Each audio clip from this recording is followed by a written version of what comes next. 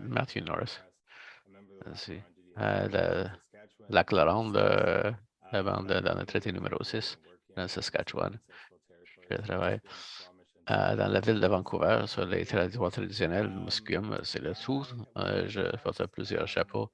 D'un côté, je suis le président de l'Association des jeunes autochtones de Vancouver et je suis l'analyste politique avec l'Assemblée des Premières Nations de la Colombie-Britannique. Je fais la coordination de la réponse à la déclaration de l'ONU, UNDRIP, et je me suis présenté au Forum permanent pour parler de la mise en œuvre et j'étais conseiller politique, un conseiller de la ville de Vancouver pour toute la rédaction des documents de soutien ici dans la ville de Vancouver. Je suis content de pouvoir discuter avec vous.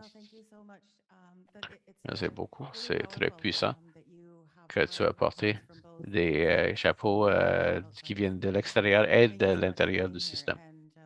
Donc, on va voir. Donc, je vais assurer qu'on va vous entendre. Donc, merci beaucoup. Gabriel, est-ce que tu pourrais faire une partie de ton travail? Non, c'est bon.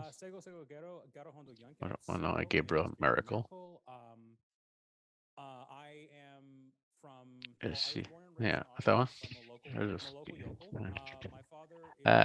Elle vient de par ici. Mon père vient du traité 3,5 Simcoe, de territoire Tainhaga.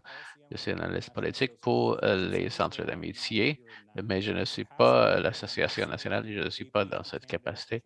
Aussi, j'enseigne à l'École des études autochtones à Peterborough. J'ai quelques chapeaux aussi. C'est tout. Thank you, Gabriel. Justin. Hey everyone, my name is Justin Campbell. I am C'est Justin Campbell et je suis directeur de recherche et partenariat stratégique avec les centres d'amitié à Saint-Jean-Terre-Neuve. Je fais la gestion et la coordination de la coalition Première Voix menée par le Centre d'amitié autochtone. Je suis autochtone qui a le privilège de pouvoir organiser pour militer pour les droits des peuples autochtones maintenant sur la ville de Hamcook, qu'on connaît aussi comme Terre-Neuve. Et je suis ici pour parler de la déclaration en DRIP. Excellent. Happy to have you. Merci, on est content de vous avoir ici. We have about Nous avons 2 heures to have this pour cette conversation, donc j'aimerais pour bien utiliser le temps que nous avons avec Matthew. Tout d'abord, les premières 30 minutes, mais dans l'autre moitié, après la première heure, vous allez pouvoir poser certaines questions qui sont reliées à NUIC et les coalitions, d'avoir des conversations dans des plus petits groupes dans vos tables et de partager vos commentaires dans un plus grand groupe pour avoir une portion du panel et aussi cette opportunité de parler du sujet et de partager vos observations là-dessus. Première question pour les panélistes. Merci, on peut commencer avec Mathieu, tes pensées sur l'idée d'une bonne partie de la conversation pour la mise en œuvre aussi des ressources naturelles, des projets d'énergie et de respecter les engagements envers les peuples autochtones. Quelles sont les différences quand on va appliquer les principes de la déclaration de l'ONU aux Autochtones vivant en milieu urbain? Quelle question fantastique. En fait, c'est la question. Je pense qu'il y a beaucoup d'opportunités ici. J'essaie de travailler sur ce dossier dans la ville de Vancouver. À Vancouver, quand on regarde des villes et aussi leurs droits pour protéger les droits des Autochtones aussi, il faut regarder le contexte. Il y a 3 nations dans la ville de Vancouver et nous avons une grande population en milieu urbain. Donc, des grands obstacles aussi, c'est d'être conscient de ce contexte et de respecter les expériences différentes que les nations ont eues avec la ville. C'est l'expérience que ces communautés autochtones ont eue avec la ville. La déclaration de l'ONU a beaucoup de sections et d'appels à l'action qui reconnaissent les droits à l'autodétermination, l'autonomie gouvernementale et, et aussi le consentement éclairé. Si- il y a des applications sur les gens dans les communautés et aussi il y a le droit d'avoir des institutions pour le culturel, d'avoir le droit à l'éducation, à l'eau potable et à une certaine qualité de vie qui implique également les responsabilités d'avoir la ville qui interagit avec la communauté autochtone en milieu urbain. C'est une conversation importante. Je pense qu'on n'a pas eu depuis très longtemps. Nous n'avons pas réuni la communauté urbaine avec les Premières Nations pour faire cette collaboration sans empiéter sur le terrain de l'autre.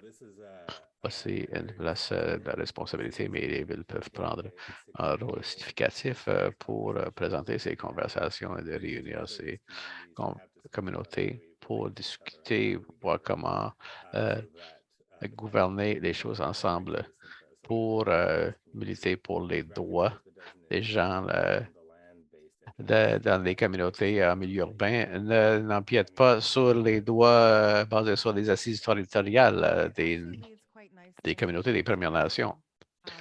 Ça revient à la première question. Il y a des deux panélistes qui vont pouvoir le commenter, mais la question suivante, c'est quels sont les rôles que les coalitions peuvent jouer pour avancer la déclaration de l'ONU au niveau municipal? Matthew, si tu voulais continuer avec ta pensée des municipalités et ces relations qui s'entrecoupent à ce niveau, certainement. On est à une phase assez naissante sur la mise en œuvre et l'éducation dans le sens le plus large. Pour les villes, je pourrais reculer pour la province de la Colombie-Britannique. C'est la première juridiction au Canada qui a adopté des lois pour la mise en œuvre de la déclaration. Le Canada fait suite avec cette loi sur la déclaration de l'ONU et l'engagement. Le processus d'engagement est sur le plan d'action nationale et la ville de Vancouver, c'est une des premières villes d'aller au-delà de l'endossement de la déclaration, mais aussi de tenir ou de co-développer, de collaborer avec les nations du territoire sur sa mise en œuvre. C'est un principe fondateur de la déclaration de l'ONU, c'est que toute action mise en œuvre ou comment prioriser la mise en œuvre doit être co-développée avec les peuples autochtones. Donc, voici où je vois ces coalitions, ils peuvent avoir un rôle fort à la table pour que les gens puissent s'y réunir pour co-développer ces initiatives avec les villes pour faire un plan d'action pour la mise en œuvre du plan. Il y a aussi beaucoup d'informations aussi de la défense des droits. Il y a d'autres parce qu'il y a des places qui le font. Montréal le fait à Squamish aussi. Mais ça prend du militantisme de la part de ces organismes pour insister qu'ils appliquent les appels à l'action, surtout le 43 de la CVR, mais on ne le voit pas que tous les gouvernements le mettent en œuvre ou l'adoptent. Il faut insister. Les autres juridictions le font. Ils font. Toutes les villes et les municipalités à travers le Canada doivent présenter un plan d'action semblable. Merci. Je pourrais juste intervenir ici. Mathieu a parlé de la CVR et Carlson. Oups, ça coupe encore. Pour prendre l'action, ça coupe déjà. Et c'est un des défis ici. C'est qu'on en parle. Des provinces, mais surtout les municipalités. Ce n'est pas clair ce que ça veut dire, donc ça, c'est un des défis. Et c'est une question que je peux reporter à Mathieu quand on parle de la défense des droits. au niveau municipal. Et je parle de Saint John, le contexte ici et ce qu'on fait ici, mais je soupçonne qu'à l'extérieur de Montréal, Toronto et Vancouver, il y a une réponse semblable des gouvernements municipaux où ils vont dire que c'est la responsabilité du fédéral de faire la mettre en œuvre. Donc, à quoi pourrait ressembler la défense des droits ou le militantisme dans ce genre de contexte ou scénario? C'est une excellente question. Un de mes autres chapeaux, c'est que je suis présenté comme des candidats autochtones comme conseiller, pour être conseiller. Je n'ai pas été élu, malheureusement, mais pour moi, le militantisme, il y a de présenter les enjeux des gens des communautés autochtones et ce sont des communautés qui ne se trouvent pas à l'avant-plan de la politique municipale. Donc, on va avoir les coalitions qui vont parler des équités systémiques, comment les villes abordent le logement, le travail policier municipal et ses impacts sur la communauté autochtone. Quels sont les systèmes éducatifs et les impacts sur la communauté autochtone? Il y a beaucoup de place dans les compétences municipales qui coïncident avec les droits autochtones selon la déclaration de l'ONU, l'utilisation du territoire, l'atténuation du climat aussi. Comment nous on commande les services de la ville aussi d'avoir les signalisations aussi des références culturelles et linguistiques. Voici où je vois le militantisme aussi. C'est de relier les Autochtones et les non-Autochtones pour aborder la discrimination du passé. Et oui, c'est un grand pas en avant.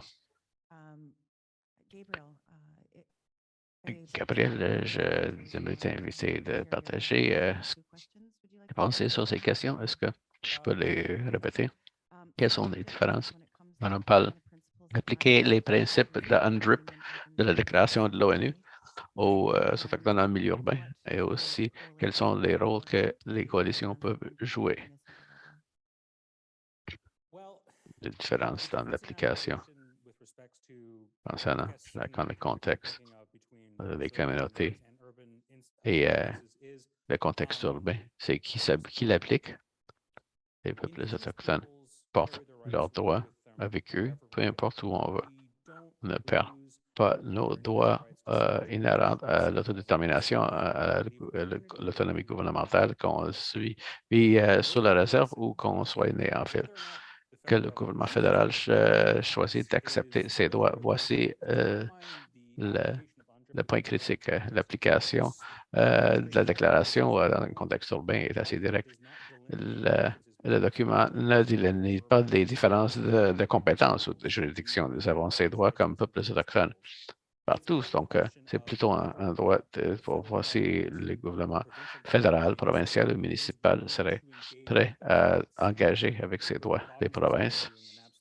En fait, ignore les peuples autochtones en milieu urbain souvent. Voici la deuxième question, c'est voir où est-ce que les coalitions peuvent entrer pour s'assurer que la déclaration est appliquée dans le contexte des municipalités.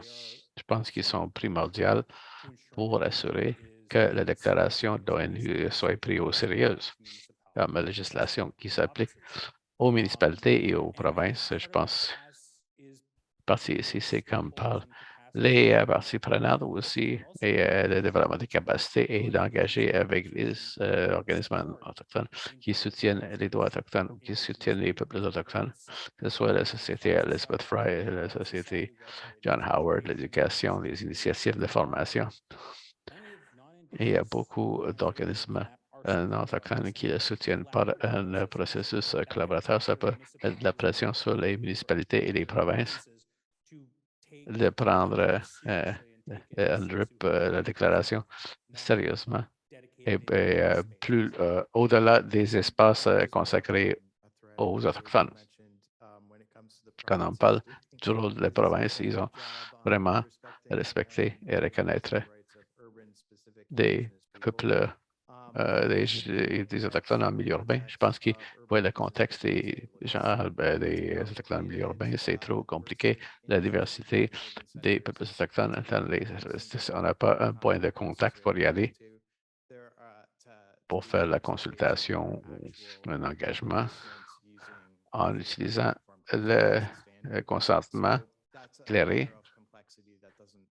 Donc, c'est quelque chose qui n'existe pas au niveau fédéral.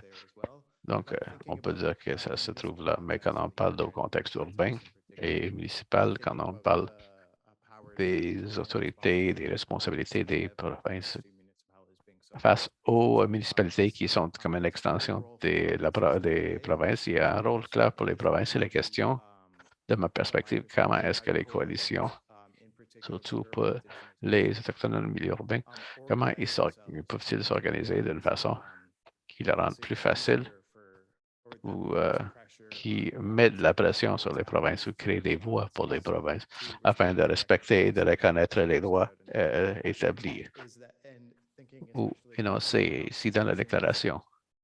Et on parle des déclarations dans la déclaration quand il parle d'institutions représentatives. C'est avec la partie avec le consentement au préalable éclairé. Comment est-ce que faire en sorte d'avoir plus d'unité, le rendre moins compliqué, plus centré, d'avoir plus d'unité des centres urbains. Ainsi, les provinces auraient moins d'excuses pour ne pas reconnaître les droits des Autochtones, peu importe le lieu de résidence. On a parlé, Mathieu, il y avait de la relation entre les nations hautes et les Autochtones en milieu urbain. Ce n'est pas le cas partout au pays. Est-ce que tu aimerais en parler? Ce n'est pas le cas à St. John's, qui est le territoire des Beothuk, qui leur culture a été rayée de la carte. Dans le contexte de St. John's est différent. La ville existe sur le territoire. Non, c'est des Mi'kmaq, mais il n'y a pas de nation haute autour, ou même près de St. John's. Le plus proche, nation le plus proche, il y avait il était à 500 kilomètres. Il y a des membres de tous les groupes et les organismes et les gouvernements autochtones dans la province. Saint-Jean, c'est une ville, c'est une communauté autochtone en milieu urbain très diversifiée et très vivante, mais vu qu'on travaille au niveau municipal, c'est moins évident. Pourquoi ces autres organismes autochtones et les Premières Nations qui n'ont pas vraiment un enjeu ici, d'avoir de la coalition. Il y a comme première voix qui va militer pour ces groupes dans la province. Donc, c'est un autre défi qui est devant nous par le fait, comme ça a déjà été indiqué, il n'y a pas de nation autre dans les alentours qui donne d'autres complexités. Il n'y a pas de point de contact pour aucun des paliers gouvernementaux pour dire nous voulons procéder avec la réconciliation, comment vous voulez le définir, on est prêt à engager avec vous, avec la déclaration. Et c'est un autre niveau de complexité pour nous. Ça pourrait être le cas d'autres centres aussi. Je voulais juste faire du pouce ici, là-dessus. C'est important de souligner que l'application de la déclaration dans notre communauté doit être spécifique à la communauté, comme il vient de l'indiquer. Il y a beaucoup de différences entre St. John's et même à Ottawa ici.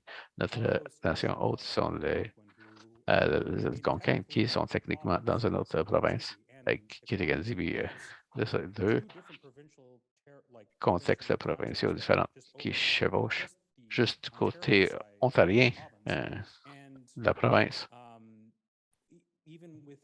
Même pas quand on y ajoute des choses. Ottawa a la plus grande communauté inuit à l'extérieur de leur territoire traditionnel. Les Inuits ont un autre contexte et une histoire avec la colonisation et la relation avec le gouvernement. Et les Premières Nations ont des relations de nation à nation, mais les Inuits ont des relations avec le courant quand on parle de la déclaration dans le contexte municipal. Il faut être spécifique à la municipalité. Et il ne peut pas avoir d'approche mur à mur. Voici pourquoi le fédéral a essayé d'adopter une approche basée sur les distinctions, comme oui, il y a beaucoup de problèmes qui sont associés, mais ça doit être spécifique au contexte qui peut rendre les coalitions, les mouvements nationaux plus difficiles, plus complexes, mais ça ne veut pas dire que ça ne peut pas être fait. Il faut le faire avec délibération,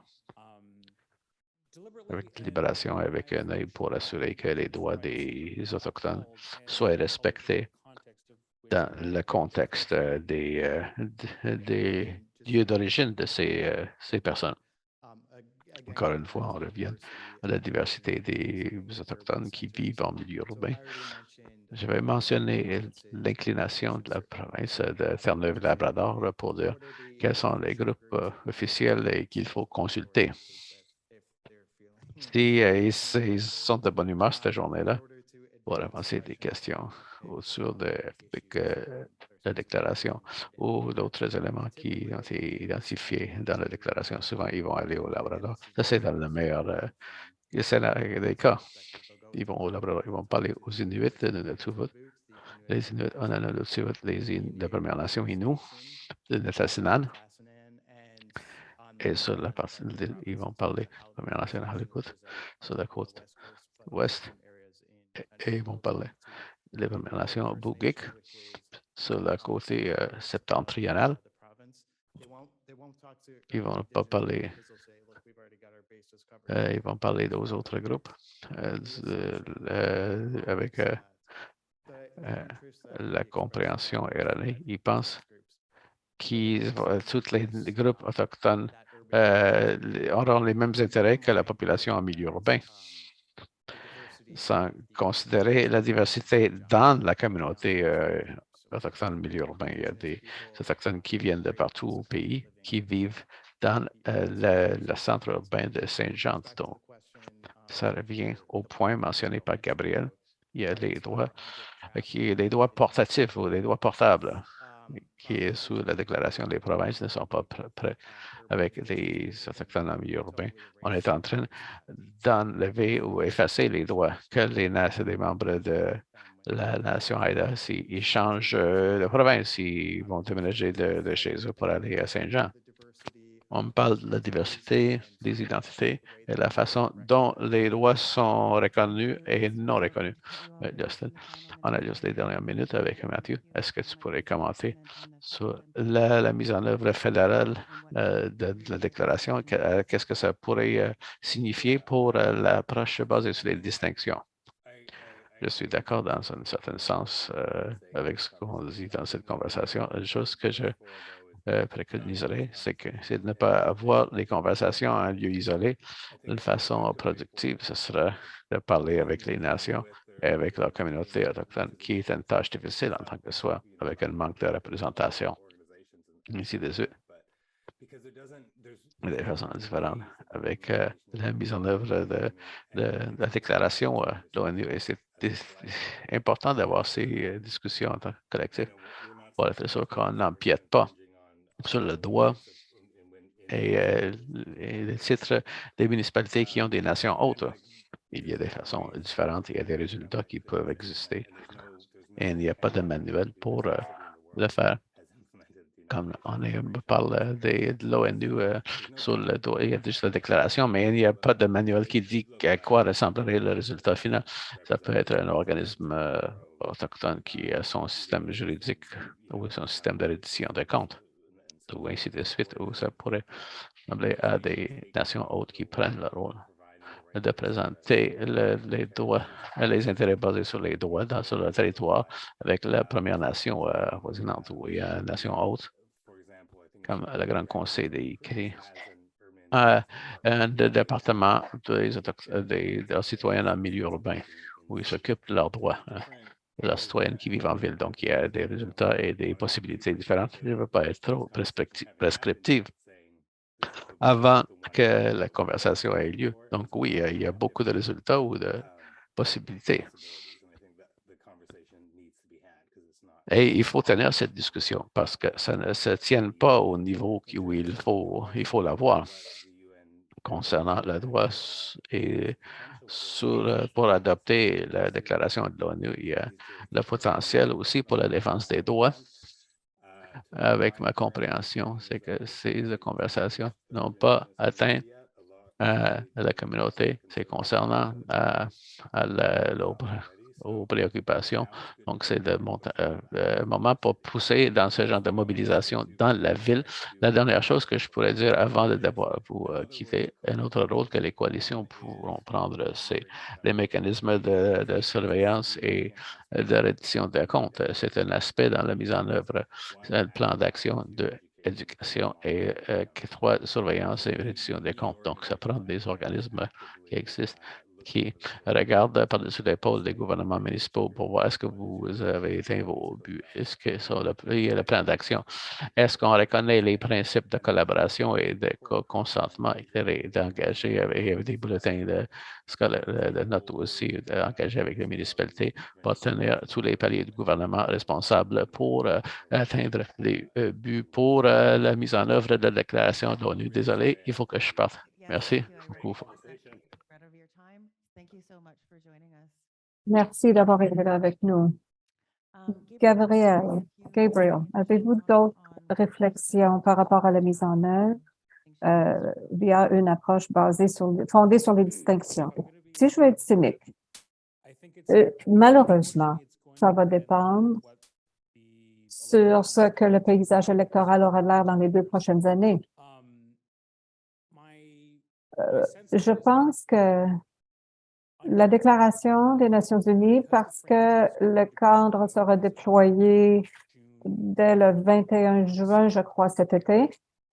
Et j'ai constaté au fil du temps, j'ai reçu un courriel ce matin d'un des partis qui disait, bon, il y a des rumeurs d'élections cette année, alors désolé si c'est des nouvelles pour vous, mais ça pourrait arriver. Et s'il y a un changement de gouvernement,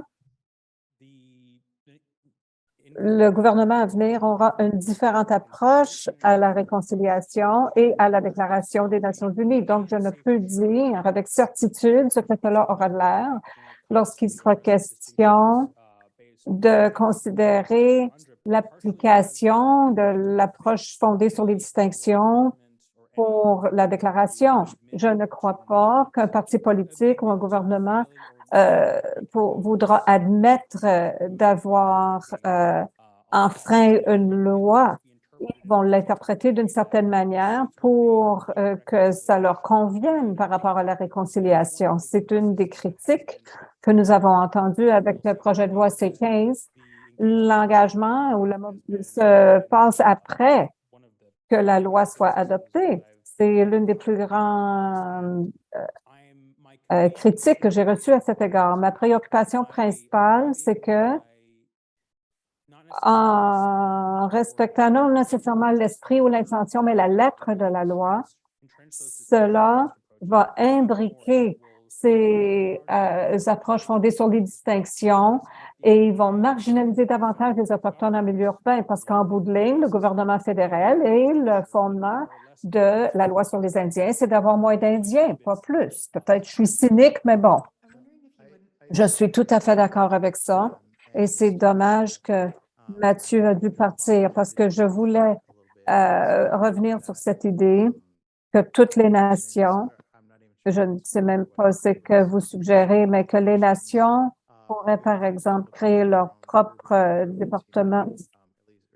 urbain, pour nommer un exemple, pour traiter des droits des membres qui ont déménagé d'une partie de la province ou une partie du pays pour aller dans un centre urbain ou ailleurs. Le problème avec ça, c'est que cela met de côté complètement les droits inhérents autochtones que les membres sans statut détiennent.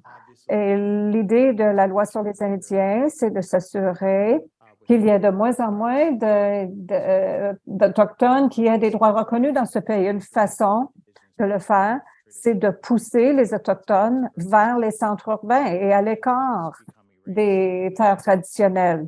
Excuse parfaite pour que les gouvernements ne reconnaissent pas ces droits.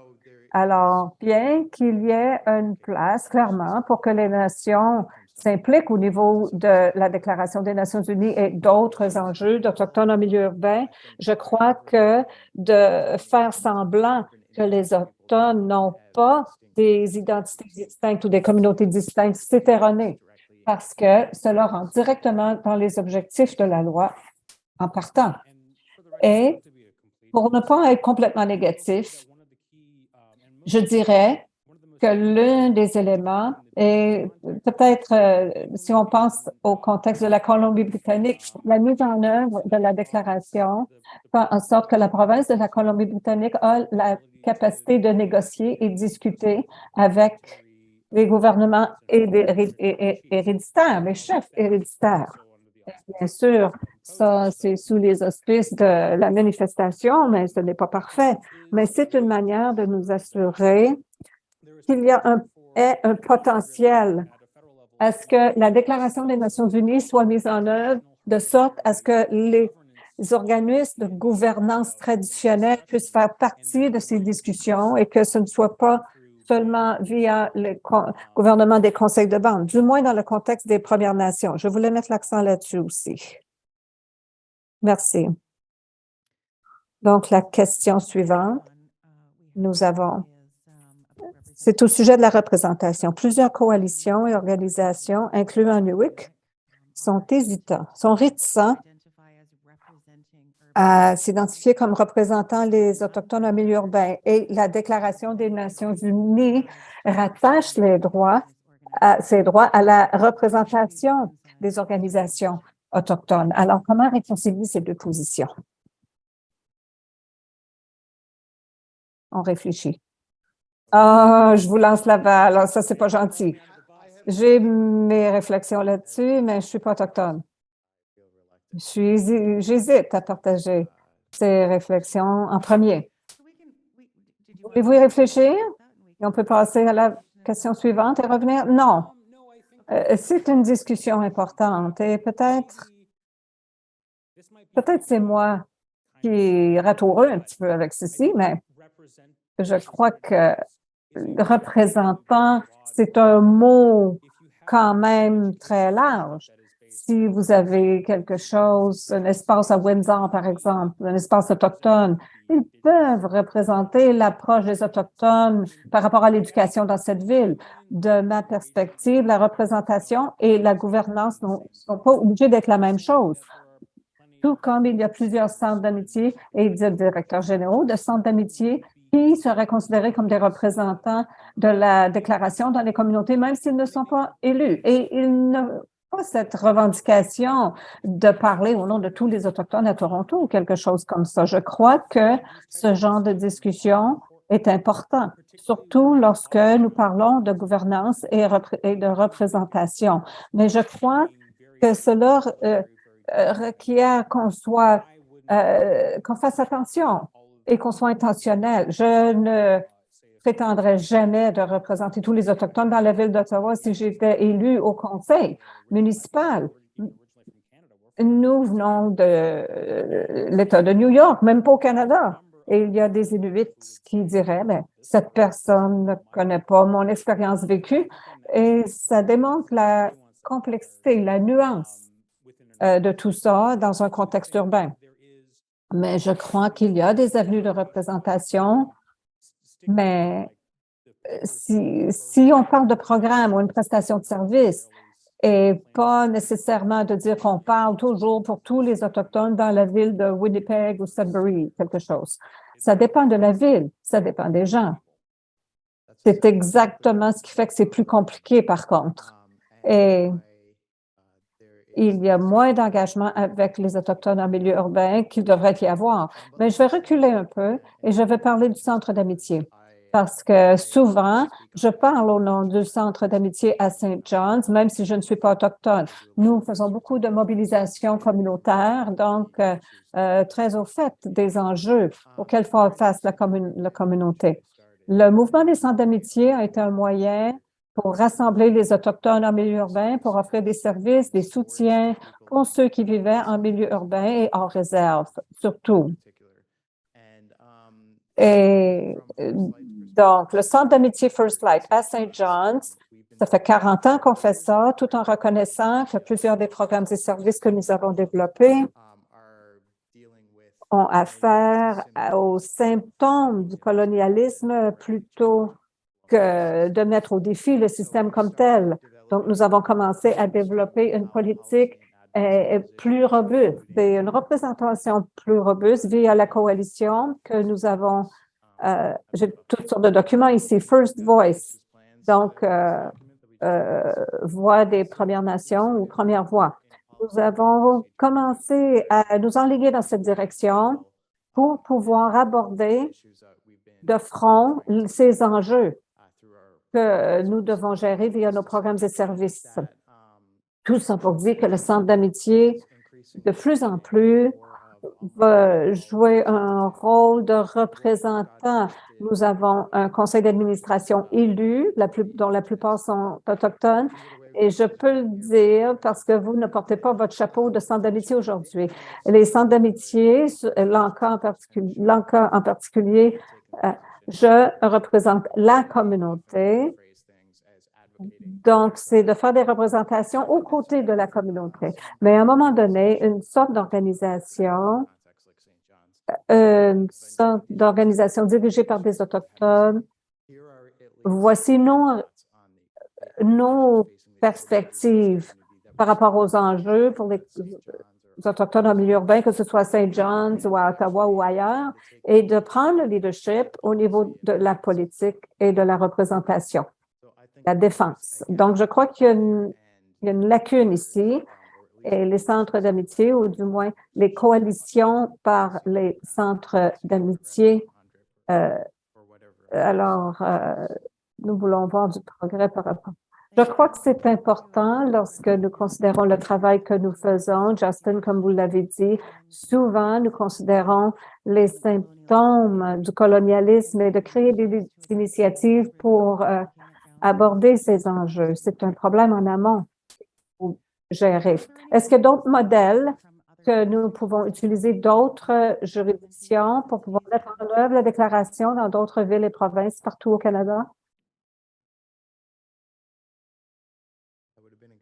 Ça a été une bonne question pour Matthew.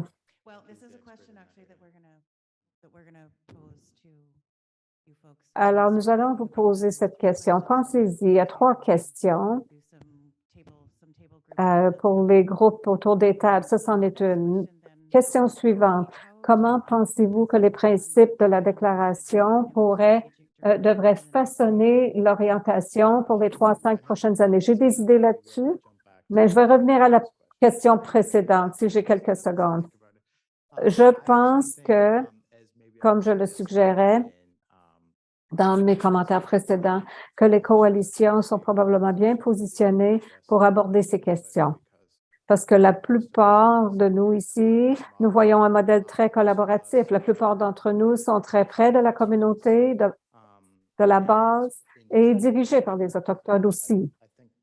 Et je crois que c'est important pour la création de processus de consentement préalable et éclairé, tel que défini par la déclaration, et utiliser cela, si ce n'est que pour représenter les organisations autochtones en milieu urbain, du moins parler en leur nom. Oui, ce sera la clé. Est-ce que cette approche de coalition, c'est parce que les Autochtones en milieu urbain, les communautés sont en intersection avec tellement de beaucoup d'institutions autochtones?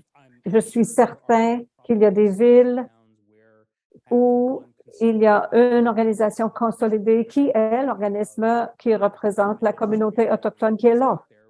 Mais dans d'autres cas, ça doit être un peu plus flexible. Je crois que ça demeure important qu'au moins dans certains contextes, que les nations hôtes doivent faire partie de ces collaborations et de ces coalitions parce que nous vivons et nous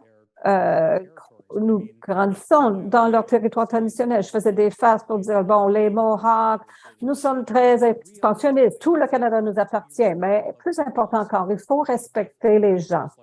les peuples dont nous occupons les territoires et ce genre d'engagement, ce sera important, surtout d'avoir un organisme représentatif dans le contexte du Canada. C'est une très nouvelle idée et c'est nouveau et il n'y a rien comme ça qui a déjà été mis en œuvre d'une manière extensive. Je comprendrais s'il y a des réticences entre les nations hôtes et entre d'autres organismes représentatifs comme l'APN, ITK, IMC. C'est une question d'engagement, de collaboration pour mettre l'accent sur le fait que les enjeux autochtones en milieu urbain, ces enjeux sont importants pour tous les Autochtones et nous avons tous un intérêt à ce que les gens puissent s'épanouir en milieu urbain. Et ça revient donc à ce qu'on disait auparavant, hein, toute cette complexité. Par exemple, si je représente le gouvernement fédéral dans cette salle aujourd'hui et disons je suis moins sympathisant à certaines visions et perspectives qui sont présentées ici, je vais dire, bon, ça, c'est tout un cauchemar. Comment respecter un consentement éclairé quand les Autochtones ne peuvent même pas s'entendre sur des priorités? Quelles sont ces priorités? Si vous prenez cela à partir de cette perspective et vous tentez de vous mettre dans cette perspective, peut-être à ce moment-là, ça a l'air d'être un défi qui vous dépasse. Voici une centaine de personnes avec qui il faut s'engager pour même commencer à progresser sur ces enjeux. Donc, je ne sais pas trop comment résoudre ce problème parce que les Autochtones, évidemment, n'ont pas seulement un ensemble de priorités. La plupart des nations auront différentes priorités, différents enjeux. Ce sera différent sur territoire, hors territoire, en milieu urbain. Des gens qui n'ont pas de statut officiel. Et vous avez toutes sortes de groupes dans les milieux urbains et toutes sortes d'organisations dans ces milieux urbains aussi. C'est très diversifié, il y a beaucoup de couches, c'est complexe. Et je crois que c'est important pour nous d'y penser. Alors, la question suivante, qu'est-ce que l'UWIC peut faire maintenant? Comment faire en sorte que ce processus soit plus facile pour le gouvernement fédéral et d'autres partenaires gouvernementaux pour qu'ils puissent travailler avec nous comme organisations autochtones, comme groupes qui ont un pouvoir de rassemblement. Alors, lesquels allons-nous respecter à la base? Il y a un rôle de facilitateur pour NUWIC, certainement, pour les coalitions et définitivement pour la coalition que nous avons à St. John's, essayer de repasser les plis dans ce processus, le simplifier. Mais cet objectif d'effacer les distinctions des différents groupes autochtones lorsqu'il est question de priorité, intérêt, valeurs, perspectives, mais précisément faire avancer ces droits à la base qui sont communs à tous. Merci. J'ai une question. Oh, il y a quelqu'un en ligne? Eugene, je ne sais pas. Il y a une question? D'accord. Est-ce que nous pouvons aller sur le Zoom? Une question?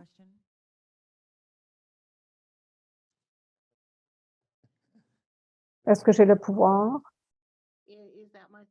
Oui, c'est Karen Hunt. C'est ma main qui est là. Oui, c'est bien ça, Karen, allez-y. Juste quelques points ici. Récemment, j'ai fait partie de plusieurs différentes discussions au sujet de la communauté d'Autochtones en milieu urbain. À chacune de ces tables, il y avait différentes organisations nationales pour certaines d'entre elles qui disaient représenter des Autochtones en milieu urbain et d'autres qui ne les représentaient pas, mais offraient des services. L'un des thèmes essentiels qui revient toujours à l'avant, alors que nous nous engageons dans ces discussions, comment le faisons-nous d'une perspective de décolonisation, d'une manière et moins que nous avions auparavant pour nous engager auprès de nos peuples. Ce qui doit renaître de nos cendres, le protocole, la reconnaissance de combien il est nécessaire pour nous d'avoir un protocole. Et ce sera distinctif partout au Canada.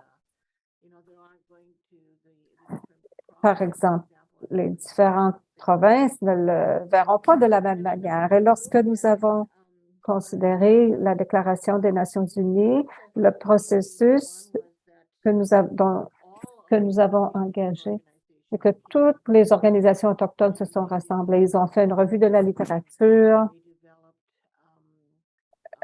développé des mémoires pour présenter aux provinces, mais aussi ils voulaient faire partie d'un processus inclusif pour considérer ce qui manquait. Le commentaire qu'on a entendu plus tôt, que c'est devenu une loi avant même qu'il y ait un engagement. Et maintenant, on se dépêche pour effectuer l'engagement en vertu de la loi. Le processus que nous avons, c'est d'avoir des discussions au niveau communautaire avec plusieurs cohortes de notre peuple, des aînés, des jeunes, LGBTQ, le travailleur plus âgé, différentes cohortes dans la communauté, les rassembler pour fournir leur réponse à la Déclaration des Nations unies. Et nous voyons que plus nous le faisons, plus nous voyons qu'il y a du travail à faire parce que les membres de notre communauté sont très diversifiés. Alors, pour la suite des choses, avec la déclaration, il semblerait que ce soit très complexe. Mais si la communauté urbaine est en mesure de se rassembler comme une seule communauté et dire, nous avons besoin d'entendre la voix de nos aînés, nous devons entendre la voix de nos jeunes. Et surtout, ce que nous voulons voir naître des cendres, c'est le protocole. Comment nous reconnaissons le protocole? Parce que c'est du respect pur et simple. Par exemple, je suis honorée de travailler, de servir notre communauté sur le territoire non cédé et ancestral de notre nation. C'est le fil conducteur que nous avons suivi pour toute cette discussion. Alors, ce peuple, ce sont nos hôtes. Et si nous leur démontrons ou nous leur démontrons un respect pour le protocole, voilà le paysage ou le contexte que nous établissons en fonction d'une restructuration ou d'un renforcement en capacité quelconque pour la suite des choses. Je vous apprécie les deux, les commentaires que vous faites, et j'apprécie beaucoup notre conversation. Merci beaucoup pour vos commentaires. Alors, une dernière question. J'aimerais entendre vos réflexions, à savoir comment le gouvernement fédéral s'est engagé auprès des peuples autochtones pour le développement du plan d'action et ce qu'ils pourraient faire de différent et ce qu'ils ont bien fait aussi. Bon. La bonne chose qu'ils ont faite, c'est de repousser la date limite pour les applications. Ça, c'est positif. Je crois que le fait qu'ils ont des périodes d'engagement, c'est une bonne chose. Je sais que ça a l'air d'être un minimum. Je crois qu'on doit faire un peu plus que l'engagement, en tout cas plus que des consultations. On doit faire plus que ça. C'est quand même de... Quelqu'un est en train de me couper. Alors, on parle de soutenir le droit au consentement libre et éclairé. Ça doit être au centre du processus. Je vais laisser ça à d'autres personnes pour qu'ils puissent donner leurs commentaires. Je crois que si j'étais pour ajouter une recommandation, ce serait que, de ce que je vois, les rapports, l'engagement qui sont faits par les communautés, les organisations autochtones, on envoie ça au département de justice. Voilà, nous avons un cadre. D'avoir davantage de transparence. Quels rapports, ce sont quels rapports qu'ils lisent? Quelles sont les idées préconçues qui existent déjà avant même de commencer la rédaction? Alors, tout ce processus est derrière et dans le plus grand secret. C'est souvent le cas avec la bureaucratie, mais bon. Alors, la rédaction du cadre, il y aura peut-être une autre façon de le faire plutôt que de dire, bon, voici ce qu'on a fait, qu'en pensez-vous? Parfait. Et comme vous l'avez mentionné, vous avez parlé de bureaucratie et je crois que jusqu'à un certain point, cela est informé beaucoup par les différences culturelles. Par exemple, le gouvernement fédéral, comme tout gouvernement et organisation complexe. Bon, ça doit être fini au bout d'un an. Mais les communautés avec lesquelles nous travaillons à St. John's adoptent un processus beaucoup plus collaboratif, incluant le consensus, ce qui ne peut souvent pas se produire en l'intérieur d'une année ou une période plus courte que cela. Il doit y avoir une compréhension à cet égard et aussi des dates limites trop fixes, trop sévères. Alors, désolé, ça coupe, inaudible pour l'interprète. Aussi d'être conscient au sujet d'être conscient de ces contraintes. Cela pourrait aider. Alors, ça rend le travail encore plus difficile. Alors, merci, mais nous devons distinguer ici entre quel est le processus que nous utilisons versus le résultat, que ce soit la Déclaration des Nations unies ou les enjeux autochtones en général. Le processus est souvent le résultat désiré. Les gens veulent être entendus. Ils veulent voir que leurs droits sont respectés. Et c'est pas juste de dire, bon, nous avons un plan d'action et avec un résultat au niveau de la politique, c'est que les Premières Nations sentent qu'on les a écoutées. Inaudible pour l'interprète. Donc,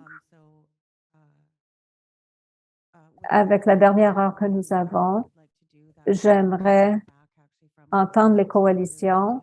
Nous aimerions vraiment que vous puissiez participer. J'aimerais remercier Matthew dans son absence. Et merci aussi à Gabriel et Justin d'avoir partagé vos perspectives pour cette discussion. Merci beaucoup.